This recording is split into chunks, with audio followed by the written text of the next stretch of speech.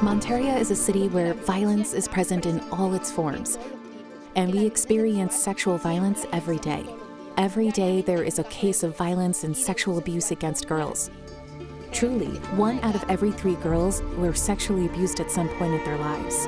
And I mean, for the first time, I spoke about it during the pandemic. I think it was the first time that I could, release all those things that somehow I had repressed for so many years. And I was finally able to say, this happened to me. I don't want anyone else to go through it. So I think that it also motivated me a lot to do something about it so no girl goes through that ever again.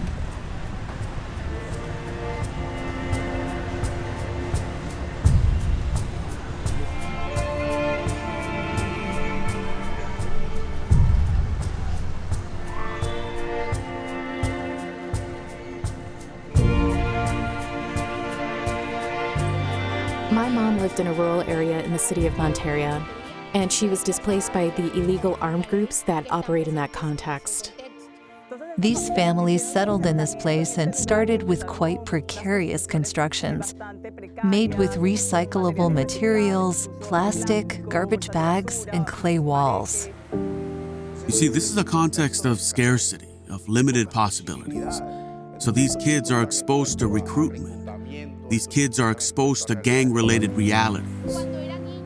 When I was a child, I always saw that here in this place, there were a lot of shoes hanging up on the wires, which is a way for the groups that sell and trade drugs to mark their territory. To be here was scary for the children because this place represented violence, it represented chaos.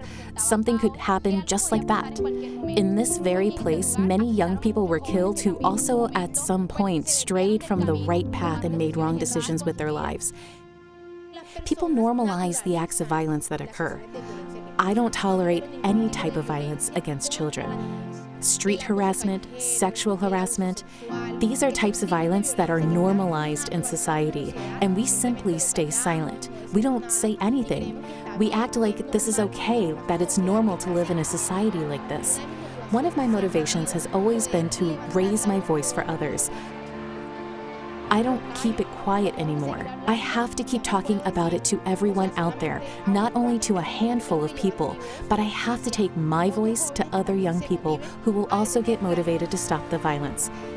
That's why I created an initiative called Views that precisely aimed at that. There are some murals we made over there outside the school where we've painted messages to encourage that, let's stop the violence. I'm also part of a social movement called Peace Builders. We seek to advocate for the rights of children, adolescents, and youth. Currently, I am a coordinator of a school called Peace for Good, which is a school for leadership development where we work in partnership with schools. She is already a voice that speaks not only to the youth in the area. She is already speaking to the whole community. She is capable of creating, developing. She's very creative and proactive. She also has the ability to convince and motivate others. And she's there behind every action, pushing it forward. Today, this place represents the only space in the community where the entire population can come to relax, have fun, and spend a pleasant time with family. Back then, this place used to have a lot of shoes hanging on the wires, but not anymore. I've always been taught to believe in God, to believe that He's the reason behind the transformation that my family and I, in particular, have experienced, that He allowed us to change and give a new direction to the history we have experienced in the community. My vision for the future is primarily to continue my education. I want to keep studying. I would like to pursue a master's degree to gain more knowledge about social development, about education, and I envision myself in the future as President of the Republic of Colombia.